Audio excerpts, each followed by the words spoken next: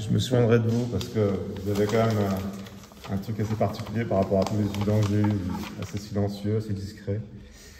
Donc je me souviendrai de vous. Year et Kharkov. Oui.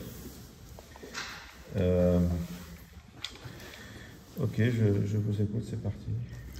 Alors, on a utilisé Swing pour implémenter le graphical interface.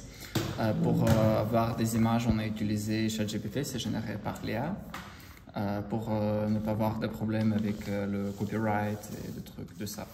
On peut ajouter des joueurs au plus 4 ou moins 2. Alors si on essaie de commencer le jeu, on va à l'erreur qu'il n'y a pas assez de joueurs. Alors on peut ajouter un joueur, encore essayer de commencer, on a comme toujours l'erreur. Alors on ajoute par exemple Ivan, et Span et Kirello.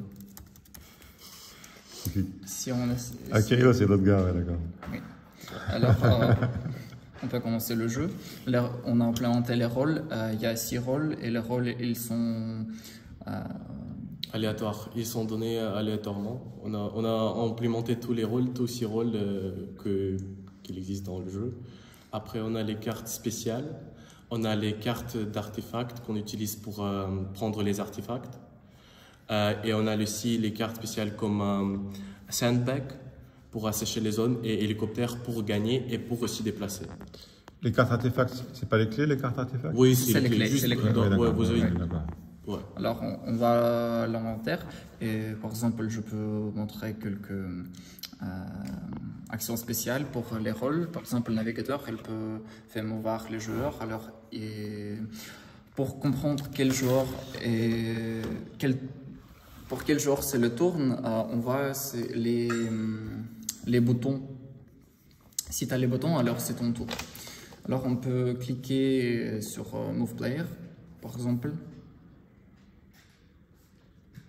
On voit qu'on peut choisir ces 3 joueurs. Par exemple, je veux choisir le rouge. Et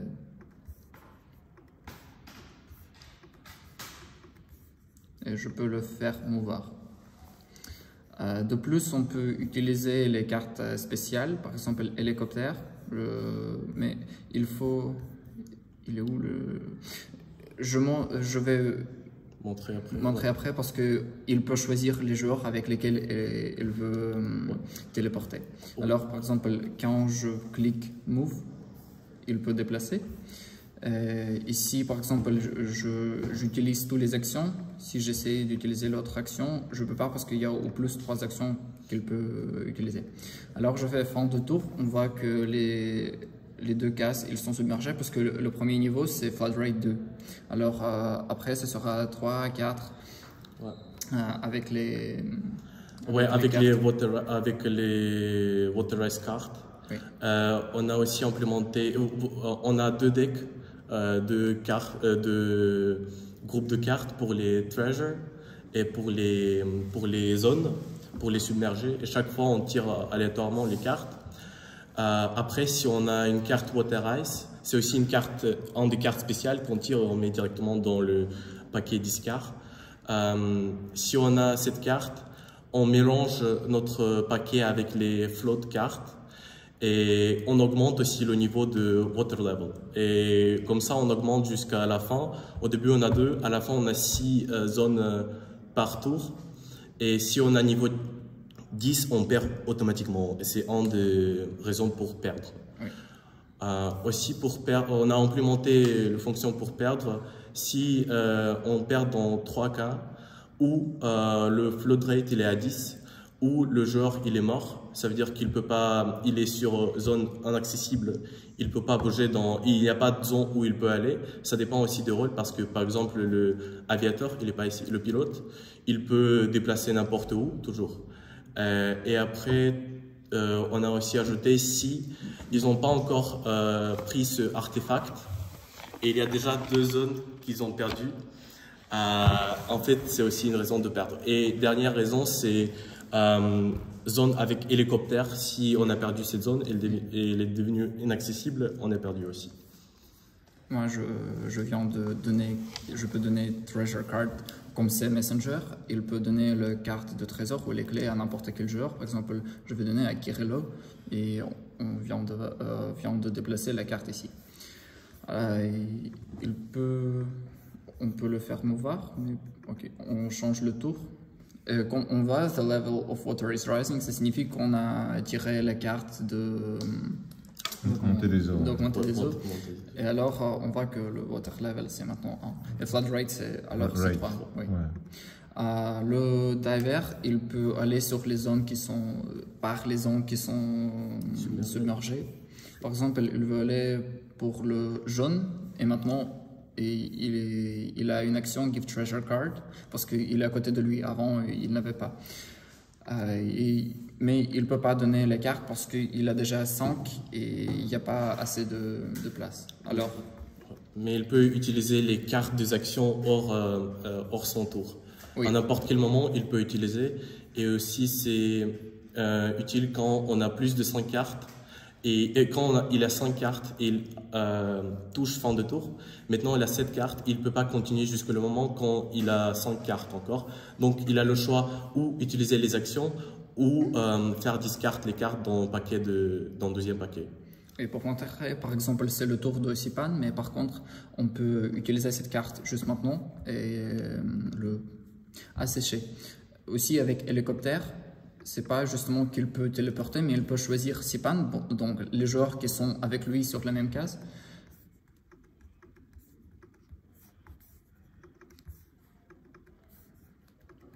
Et puis, il fait le téléport avec lui. Il reste de...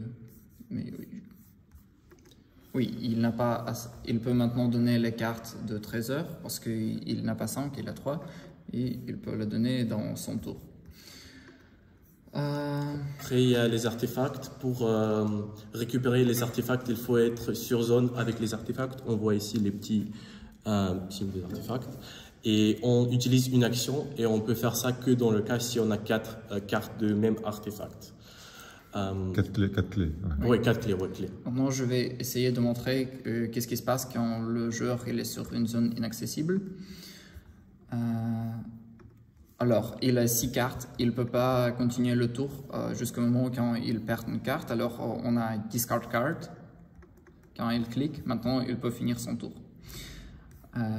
Oui, on a perdu un artefact. Alors, on a perdu parce qu'on ne peut plus... C'est lequel on doit regarder. Le feu, je crois que c'est le feu. Ouais, non, il y a le feu, mais il y a l'autre.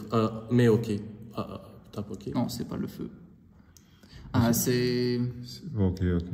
Tape ok parce qu'on va voir. On va voir. Oui, c'est le feu. En Oui, fait, on voit après le changement qu'on clique. Il était là, il est plus là. Oui, il y avait 2 cases avec feu, maintenant il y a 0 et ils n'ont pas récupéré encore le... Ouais, et maintenant tu peux montrer aussi. Et ce joueur, il reste là c'est fini, le jeu c'est fini parce qu'ils ont perdu l'artefact. Ah oui, de toute façon. Et quand les joueurs... on ne peut pas continuer, mais essaye pour montrer comment se passe si les joueurs sont sur les cases inaccessibles. Ouais. De plus, on a travaillé avec le guide et avec les tests, comme vous pouvez voir. On a beaucoup de tests pour tester chaque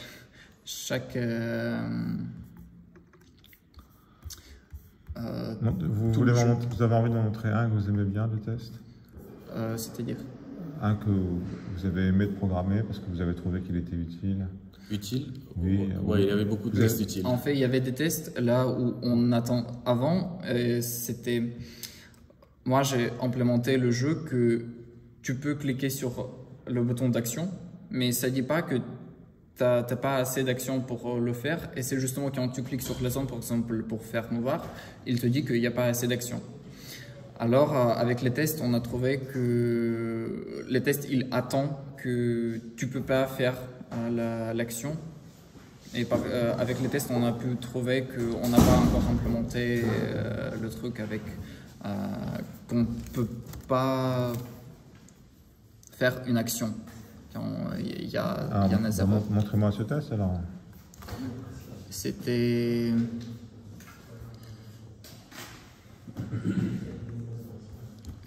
je crois...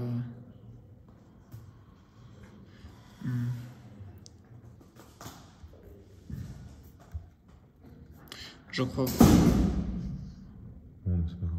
Oh, par exemple, le joueur, il ne peut pas utiliser hélicoptère lift s'il n'a pas de cette carte. Il attend un bel paramètre. Il y a beaucoup de cas lesquels on teste. Ouais. On imite le jeu. D'accord. Oui, et bien sûr, après, on a aussi testé à la main parce que parfois, comme c'est un jeu, on a des restrictions pour les tests, c'est un peu difficile, donc on a testé beaucoup à la main. Oui, pour travailler ensemble, on a utilisé Git. Alors, on a l'historique. Super. Ouais. Est-ce que vous avez des commentaires, beaucoup de commentaires? Oh, oui, on fait même trop.